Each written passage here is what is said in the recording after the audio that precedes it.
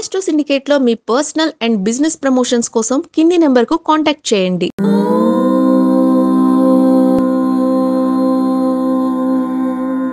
ఓం శ్రీ గురుభ్యో నమః. హరి ఓం.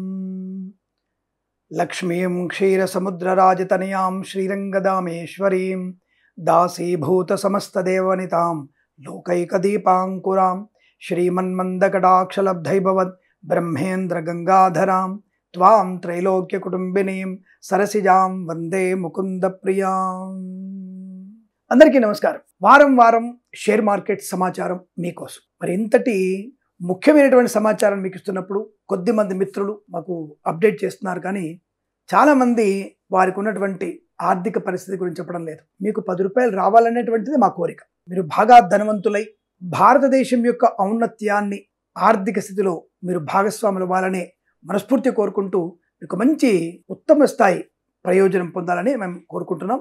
కాబట్టి దయచేసి మీ యొక్క ఇన్ఫర్మేషన్ మాకు షేర్ మార్కెట్లో లాభపడ్డాము లేదా నష్టం వచ్చిన విషయాన్ని ఆఫీస్ నెంబర్కి తప్పకుండా సమాచారం అందించే ప్రయత్నం చేయండి.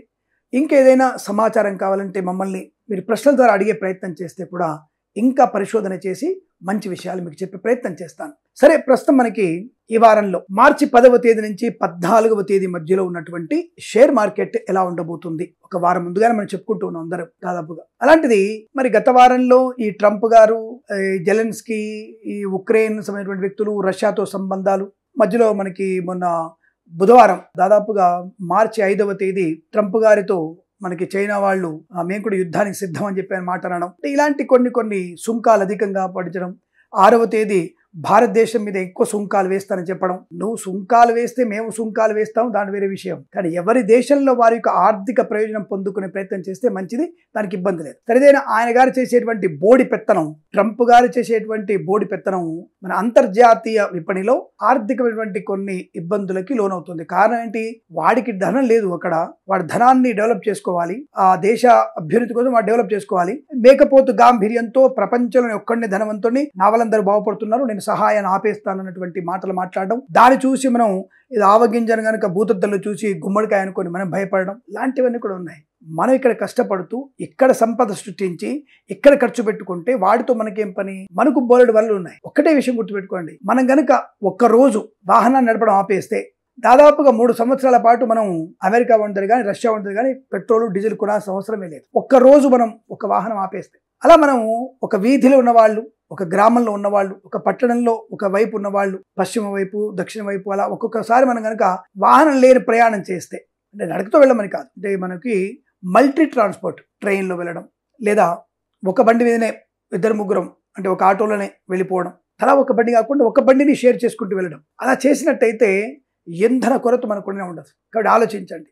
సరే, ఉపోద్ఘాతం ఎక్కువైంది, షేర్ మార్కెట్ చెప్పబోయే అంటే ఇవన్నీ కూడా ఇంధనము, నీరు, మన ఉత్పత్తి, ఇవన్నీ కూడా షేర్ మార్కెట్ ప్రభావితం చేస్తాయి. ముఖ్యంగా రైతు పంట కనుక సరిలేదనుకో షేర్ మార్కెట్ పడిపోతుంది. కాబట్టి మనం చెప్పే విషయాలన్నీ కూడా ఆర్థిక భాగస్వామికి ముడిపడి ఉంటాయి. సరే, ప్రస్తావనలో మరి ఈ వారంలో షేర్ మార్కెట్ ముఖ్యంగా ఏ షేర్స్ లాభపడే అవకాశం ఉంది అని అడిగినట్టయితే, ముందుగా ఇన్సూరెన్స్ సంబంధించినటువంటి షేర్స్ తీసుకున్నట్టయితే మనకి ఈ వారంలో లాభాలు ఉన్నాయి. ఒకటి ఎల్ఐసి, మరి స్టార్ ఇన్సూరెన్స్ కానివ్వండి, అలాగే ఐసిఐసిఐ ఇన్సూరెన్స్ సంబంధమైనటువంటివి, ఇవి ఇన్సూరెన్స్ షేర్లు లాభపడే అవకాశం ఎక్కువ కనపడుతోంది. అలాగే స్టీల్ విషయంలో జేఎస్డబ్ల్యూ మరియు టాటా స్టీల్, తర్వాత ఎల్ఎన్టీ షేర్స్ వృద్ధిలోకి పొందుకునే అవకాశం బలంగా కనబడుతోంది. అలాగే ఆటోమొబైల్ విషయంలో చూసుకున్నట్టయితే అదాని సంబంధించినటువంటి automobile, Mahindra and Mahindra automobile వ్యవస్థలో ఉన్నటువంటి షేర్స్ లాభపడే అవకాశాలు కనబడుతున్నాయి. మరి ఇంటర్నేషనల్ సాఫ్ట్వేర్ మార్కెట్లో మైక్రోసాఫ్ట్, మరి ఇంటెల్, తర్వాత మనకి అమెజాన్, ఫేస్బుక్ మరియు హెచ్సిఎల్, ఇన్ఫోసిస్, ఈ సాఫ్ట్వేర్ రంగ షేర్స్ మనకి లాభాలు పొందుకునే అవకాశం బలంగా కనబడుతోంది. ఈ బ్యాంకింగ్ షేర్లలో ఏ షేర్స్ బాగా ఉన్నాయని అడిగితే ఎస్ బ్యాంక్, ఎస్బీఐ మరియు హెచ్ఎస్బిసి లాంటి బ్యాంకులు లాభాలు పొందుకునే అవకాశాలు బలంగా కనబడుతున్నాయి. కాబట్టి ఆ షేర్స్లో మీరు పెట్టుబడి పెట్టవచ్చును, లాభాలు పొందుకునే అవకాశాలు కూడా బలంగా కనబడుతోంది. ఇక మరి ఫార్మా షేర్స్ ఏవి బాగున్నాయి అని అడిగితే మీకు తప్పకుండా డాక్టర్ రెడ్డి ల్యాబ్స్ సంబంధించిన షేర్ మార్కెట్, అంటే ఫార్మా షేర్స్ కానివ్వండి, అలాగే సన్ ఫార్మా సంబంధించిన షేర్స్ కూడా మనకి మంచి లాభాలు తెచ్చిపెట్టగలిగే అవకాశాలు ఉన్నాయి. కాబట్టి ఇటువంటి షేర్స్లలో పెట్టుబడి పెడితే మనకి చాలా మంచిది, లాభాలు పొందుకునే అవకాశాలు ఖచ్చితంగా ఉంటున్నాయి. మరి షేర్ మార్కెట్లో ముఖ్యమైనది నిఫ్టీ ఎంతవరకు ఉండవచ్చును ఈ వారంలో.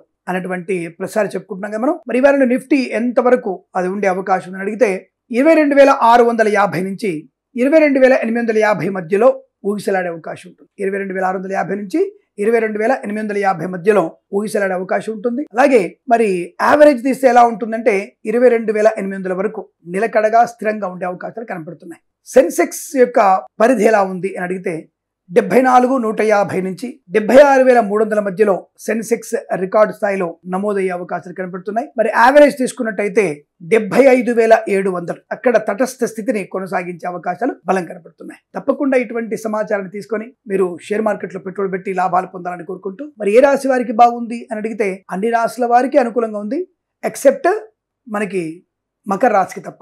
మకర రాశి వారి ఎట్టి పరిస్థితుల్లో షేర్ మార్కెట్ లో కాస్త దూరంగా ఉండే ప్రయత్నం చేయండి.